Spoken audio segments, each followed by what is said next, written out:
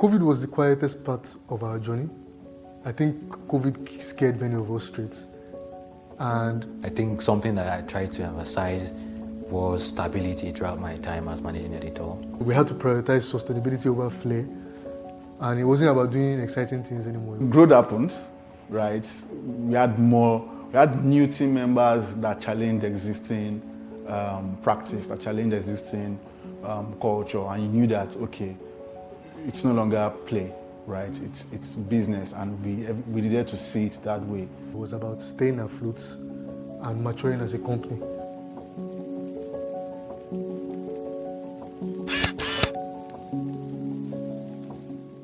My wife said something, you understand? That woman is very smart. She's like, Yes, there are different type of CEOs. You are a wartime CEO. Company actually get different type of CEOs. They are wartime CEO that just come. All they would do is structure. You understand? See, let's make this thing work. And people always hire wartime CEO when they are in trouble because there is war. You get what I'm saying? And I think that time, even though this wasn't war, I think I also dropped it unfairly because I just trust the conversation we didn't have. I've been trying to leave then because I just like, this needs to go on. You guys, you know, you are doing the job. And for me, what do I need to do mostly? Try and get the partners, get this thing. Some people are stepping into the role already, doing the business. TCO said event, I can't forget SME clinic. I did nothing for the first time. The dynamic was, Adewale was the idea guy. He just knows that he can, as many ideas he can bring out, they will get executed, right? Me, I'm not the idea guy. That doesn't mean I don't bring ideas. Now I'm forced to even bring, again, like you said now, it's now that I'm thinking about it, like, okay, maybe during that pandemic, I was now becoming the idea guy, bringing random ideas. I guess when you wear that shoe, you just, or you wear that cap, you just take on that role, right? I'm the put your nose down and figure things out guy, right? And it was important, I believed it was important to prioritize staying alive, right? Because I think, if you ask me, from that pandemic to all the way to 2023 in 2024 was just survival mode. We were just in survival mode, honestly, because there was no fundraising from anywhere. Yes, there were calls for us to fundraise, but I felt it was a distraction because what I knew, how do I say it? Using Nigerian English, what I knew was at home, right? I felt like if I'm too distracted with fundraising, which is, I'll be doing it for the first time, so it's even going to be much harder for me, the home will suffer. People have this misconception that media is like there's money in media, and there is.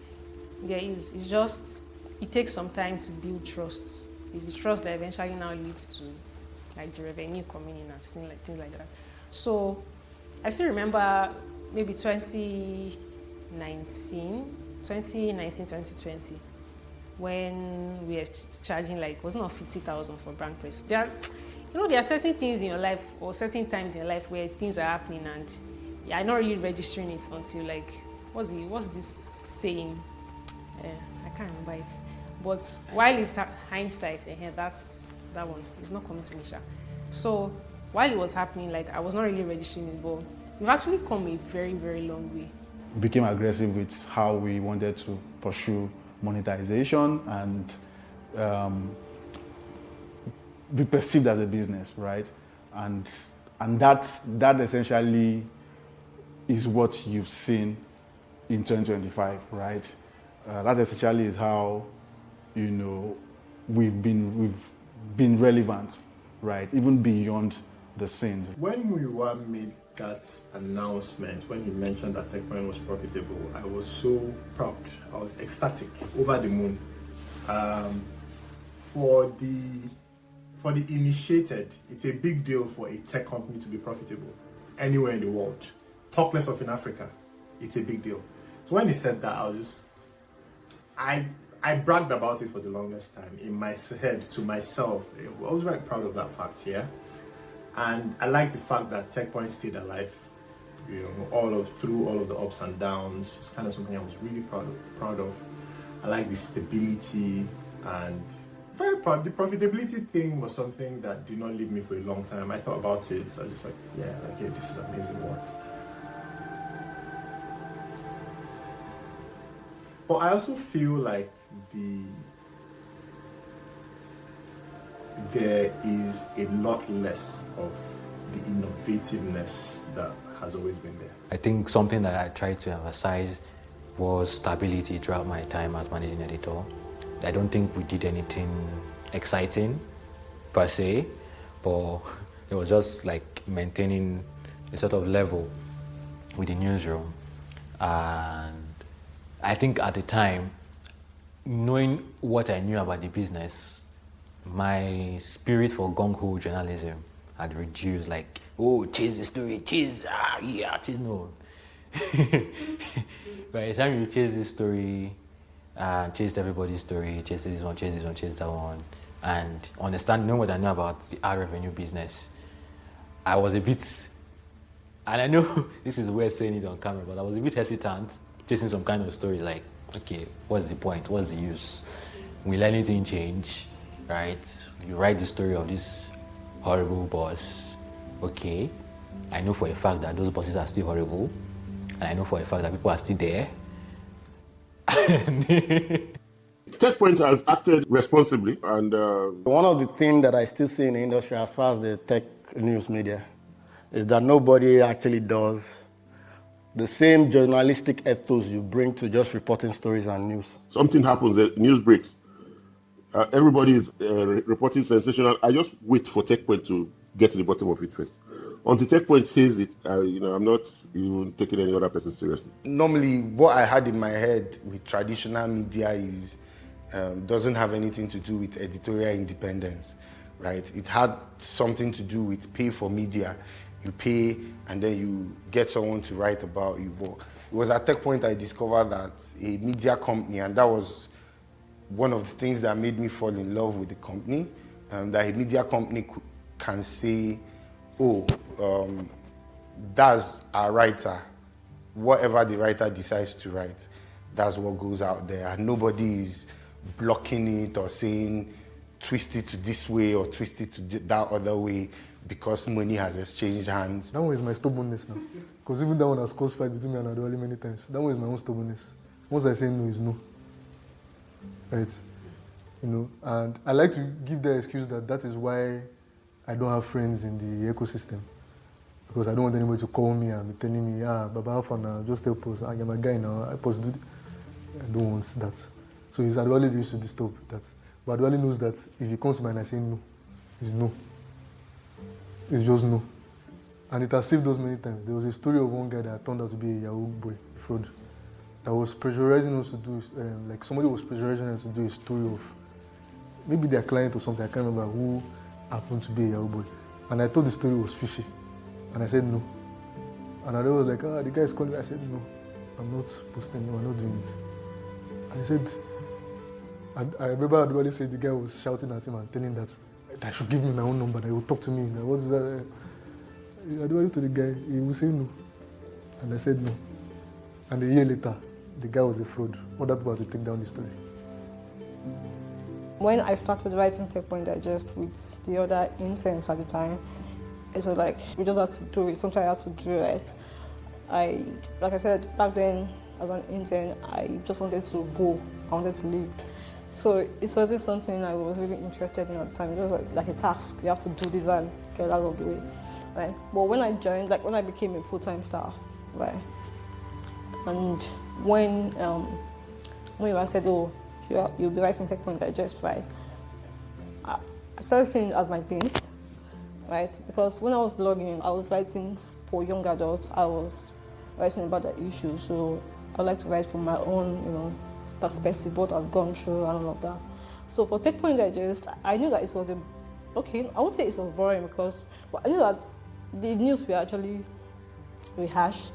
We're like still, like the news stories, the news already broke out like the day before and just within today, right? So how do I spice it up? That was the first thing that came to mind. So gradually I started, should I say infuse? That's the correct word. Right, but I started, infusing, including my, just to make people look forward to something that's different from what they've read before, like maybe the previous day or 2 days ago. Right, later I figured out, okay, that was sometime last year though, when I started writing in a phone way, basically. So I was like, okay, how else can I improve Techpoint Digest? Because we have other newsletters that basically do what we do. So how else can I make it interesting? So I just thought of writing in a fun way. At first, I was very, very scared because it was quite different from what was on the website. So I said, okay, what's the worst that can happen? Maybe I'll just say, what did you do? How did you do this? So I did that at first. Then the next day, like the day the newsletter was out, when you were messaging me, he sent a screenshot of the story. And I was like, did you write this? In my head, I was like, yeah, I did. But then I just said, yeah, I did like fair text. But I'm like, hey, what was that from Victoria? You're in for it? Victoria, what is this? And he said, wow, I like it. And that was for me. When he said he likes it, or he liked it, I'm like, oh, yes. I should just, and then I started getting feedback from people. Oh, this is nice, this is great, this is awesome. Like, yeah. So because of the feedback I got, I just maintained that. Over the years, I've even gotten a bigger appreciation of what email, the power of email, what email can do. It is the single most, and I say this without, I'm not exaggerating, the single most powerful, let's not say single most powerful, it's the most powerful engagement tool you can have because of the situation we find ourselves. Maybe those days when traditional media was not on demand, you watch whatever you are shown on TV, and you read whatever the newspaper puts on the front page. Maybe then those were very powerful. But now, in the age of the algorithm and all of that, and media platforms all over the world suffering, and even businesses, because if you are not on social media, you are not going to get any attention. Building a relationship with your audience over email can never be, it can never go out of fashion, right? People think that, or one thing they will say is, okay, but the Gen Zs or whatever, is it Gen Alpha now? Oh, they're on TikTok, they're on this thing. Guess what? That Gen Z or whatever, the day they first start their career, whether it's in tech or business, they will get an email. So even if they know using email before then, even if they don't know how to use email, all those ones that send funny applications, when you say send the application, maybe they just attach without subject or all the funny things that people laugh about on Twitter.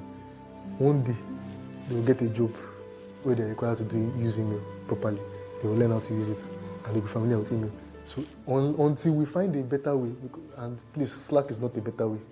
Until we find a better way for business-to-business communication, especially external, email will always be there, right?